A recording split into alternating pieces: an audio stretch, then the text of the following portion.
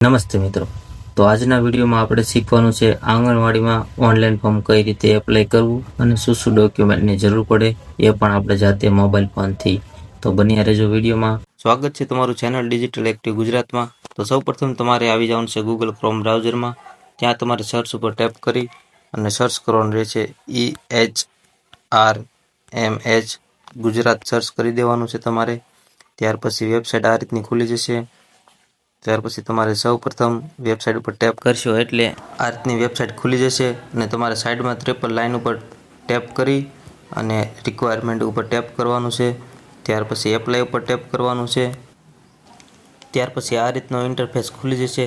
તમારે ઉપર triple dot ઉપર ટેપ કરી અને તમારે ડેસ્કટોપ સાઇડ ઉપર ટેપ કરવાનું રહેશે.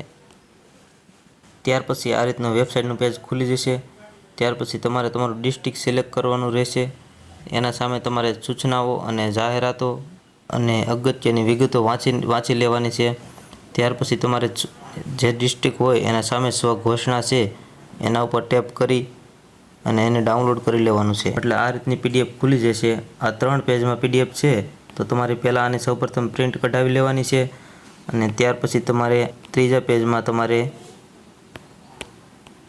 અહીંયા તમારા માર્કશીટ પ્રમાણે નામ લખવાનું છે. ત્યાર પછી નીચે તમારે અત્યારે હાલનું આધાર કાર્ડમાં જે પ્રમાણે હોય નામ એ પ્રમાણે નામ લખવાનું છે અને ત્યાર પછી તમારે જન્મ તારીખ લખવાની છે. પછી આગળ તમારે ગામનું નામ, એના પછી તાલુકો અને એના પછી જિલ્લો તમારે લખવાનો છે. ત્યાર પછી નીચે તમારું ગામનું નામ, તારીખ, સહી અને પૂરું નામ અને નીચે આધાર કાર્ડ નંબર તમારે લખી દેવાનો રહેશે. એટલું થયા પછી તમારે તમારા ડિસ્ટ્રિક્ટની સામે એપ્લાય લખવું એના પર ક્લિક કરવાની છે. ત્યાર પછી આ રીતનું પેજ ખુલશે એટલે તમારે અહીંયા આઈ એગ્રી ઉપર ટેપ કરવાનું. ત્યાર પછી તમારે 4 સ્ટેપમાં તમારું ફોર્મ ખુલી જશે. પહેલા સ્ટેજમાં તમારે રજિસ્ટ્રેશન કરવાનું છે. બીજા સ્ટેજમાં ઉમેદવારની માહિતી ભરવાની છે. ત્રીજા સ્ટેપમાં તમારે અભ્યાસ વિશે માહિતી ભરવાની છે અને ચોથા સ્ટેપમાં તમારે ડોક્યુમેન્ટ અપલોડ કરવાના છે. સૌપ્રથમ તમારે રજિસ્ટ્રેશન ઉપર આવી અને તમારો જિલ્લો સિલેક્ટ કરી લેવાનો છે. ત્યાર પછી તમારો તાલુકો સિલેક્ટ કરી લેવાનો છે. ત્યાર પછી જો ગામ હોય તો ગામ અને શહેરમાં હોય તો શહેર સિલેક્ટ કરવાનું છે અને આગળ તમારે ગામમાં તો તમારે ગામ સિલેક્ટ કરવાનું છે. જેમ કે આમાં મારું ગામ નથી બતાવતું તો એનો મતલબ એમ થયો કે મારા ગામમાં અત્યારે જગ્યા ખાલી નથી, એના માટે મારું ગામ નથી બતાવતું. તો તમારે ભરવું હોય તો તમારે આજુબાજુ ગામ સિલેક્ટ કરી અને તમારે ભરી દેવાનું રહેશે ફોર્મ.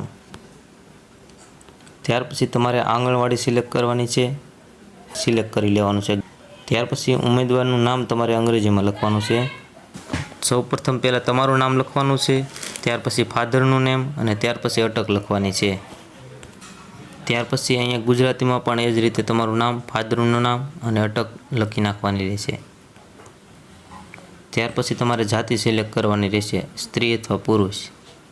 ત્યાર પછી જગ્યા સિલેક્ટ કરવાની રહેશે. અહીંયા તેડાગરની જ ખાલી છે તો તેડાગરની તમારે સિલેક્ટ કરી લેવાની રહેશે. જે આંગણવાડીમાં જે જગ્યા ખાલી હશે, કાર્યકર અથવા તેડાગર, તો એ જે જગ્યા ખાલી છે એ જ તમને અહીંયા જોવા મળશે. ત્યાર પછી અહીંયા મોબાઈલ નંબર એન્ટર કરવાનો રહેશે. ત્યાર પછી કેપ્ચા કોડ ફિલ કરી અને સેન્ડ OTP ઉપર ટેપ કરવાનું રહેશે. OTP નાખ્યા પછી સબમિટ એન્ડ નેક્સ્ટ ઉપર ટેપ કરવાનું રહેશે. પછી આ રીતનું પોપઅપ આવી જશે, તમને અરજી નંબર મળી જશે. ત્યાર પછી ઓકે ઉપર ટેપ કરવું. તમે બીજા સ્ટેપ ઉપર આવી જશો. ત્યાર પછી અહીંયા તમારે સૌપ્રથમ તમારે અંગ્રેજીમાં નામ લખવાનું છે. ઉમેદવારનું નામ SSCના પ્રમાણપત્ર મુજબ, એટલે કે તમારે 10માની માર્કશીટના પ્રમાણે તમારું નામ અંગ્રેજીમાં લખવાનું છે. અહીંયા પહેલાં તમારું નામ લખવાનું છે, ત્યાર પછી પિતાનું નામ લખવાનું છે, ત્યાર પછી અટક લખવાની છે. ત્યાર પછી આગળ ગુજરાતીમાં તમારે અહીંયા લખવાનું છે તમારું નામ અને અહીંયા તમારા પિતાનું નામ અને અહીંયા તમારું અટક. ત્યાર પછી નીચે આવશો એટલે તમારે જન્મ તારીખ તમારે નાખવાની છે. જન્મ તારીખ નાખીને પછી તમારે ભારતીય તમારે સિલેક્ટ કરવાનું રહેશે. ત્યાર પછી નીચે વૈવાહિક સ્થિતિ તમારે નાખવાની રહેશે. પરિણીત હોય તો પરિણીત ઉપર ટીક કરવું અને અપરિણીત હોય તો અપરિણીત ઉપર ટીક કરવું. ત્યાર પછી તમારે નીચે તમારે જાતિ સિલેક્ટ કરવાની છે. જે પણ જાતિમાં આવતા હોય એ તમારે જાતિ સિલેક્ટ કરી લેવાની છે.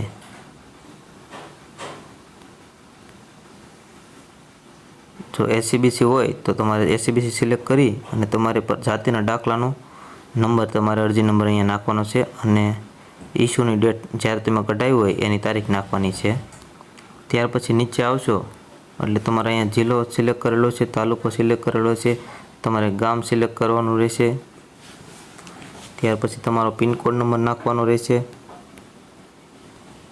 ત્યાર પછી નીચે તમારે પ્રમાણપત્રની તારીખ નાખવાની રહેશે. એટલે આમાં પ્રમાણપત્ર મામલતદારશ્રીનો રહેવાસીનો દાખલો જોશે. તમારે ગ્રામ પંચાયતમાંથી રહેવાસીનો દાખલો નહીં હાલે. એટલે મામલતદારશ્રીનો તમારે દાખલો, રહેવાસીનો દાખલો કઢાવી લેવાનો મામલતદાર કચેરીમાં જઈને. અને ત્યાર પછી અહીંયા જે દાખલા નીકળી જાય એટલે એની તારીખ આવશે, એ તારીખ તમારે અહીંયા નાખી દેવાની રહેશે. ત્યાર પછી પત્ર વ્યવહાર માટેનું સરનામું, ત્યાર પછી તમારે સરનામું નાખવાનું છે. ત્યાર પછી તમારે જિલ્લો સિલેક્ટ કરવાનો છે. ત્યાર પછી તમારે તાલુકો સિલેક્ટ કરવાનો છે. ત્યાર પછી તમારે ગામ સિલેક્ટ કરવાનું છે. તમારો પિનકોડ નંબર, ત્યાર પછી તમારે ઈમેલ આઈડી નાખવું હોય તો ઠીક છે, ના નાખવું હોય તો ચાલશે, કાંઈ વાંધો જરૂર નથી. ત્યાર પછી તમારે બંને ઉપર ટિક માર્ક કરી સબમિટ એન્ડ નેક્સ્ટ ઉપર ટેપ કરવાનું રહેશે. ત્યાર પછી ઓકે ઉપર ટેપ કરવું. વિડીયો જો ગમ્યો હોય તો વિડીયોને લાઇક કરજો અને નવી યોજનાઓ અને નવા ફોર્મ વિશે નવા અપડેટ લેવા માંગતા ત્યાર પછી તમે ત્રીજા સ્ટેપ ઉપર આવી જશો. અહીંયા તમારે અભ્યાસની ડિટેલ નાખવાની છે. જો તમે આંગણવાડી કાર્યકરમાં ફોર્મ ભરતા હશો તો તમારે ધોરણ 12માની ડિટેલ નાખવાની રહેશે અને તેડાગરમાં ભરતા હશો તો ધોરણ 10માની તમારે ડિટેલ નાખવાની રહેશે. અહીંયા સૌપ્રથમ તમારે ગુણ અથવા ટકાવારી સિલેક્ટ કરી લેવાની છે. ત્યાં ગુણ ઉપર સિલેક્ટ કરી અને મેળવેલા ગુણ તમારે નાખવાના છે. આગળ કુલ ગુણ તમારે લખવાના છે અને પરીક્ષા બોર્ડ તમારે લખવાનું છે. જે વર્ષમાં તમે પાસ કર્યું હોય એ વર્ષ તમારા માર્કશીટમાં જોઈને નાખી દેવાનું, લખવાનું રહેશે. જો તમે પહેલી ટ્રાય પાસ કર્યું હોય તો 1 ટ્રાય અને બીજી ટ્રાય પાસ કરવી હોય તો 2 ટ્રાય લખી નાખવાની છે. ત્યાર પછી એટલું કર્યા પછી તમે નીચે આવશો તો તમારે જો 10 પછી તમે ડિપ્લોમા કર્યું છે તો એ પણ ભરી શકો છો અને 12 પછી તમે બીએડ સ્નાતક અથવા સ્નાતક કોર્સ કર્યા છે તો એની ડિટેલ પણ તમે નીચે નાખી શકો છો. બધી માહિતી ભરાઈ જાય પછી સબમિટ ઉપર ક્લિક કરશો. ત્યાર પછી તમે ચોથા સ્ટેપ ઉપર આવી જશો. તમારે સૌપ્રથમ તમારે પાસપોર્ટ સાઇઝનો ફોટો ચોઈસ સિલેક્ટ કરી અને અપલોડ કરવાનો છે.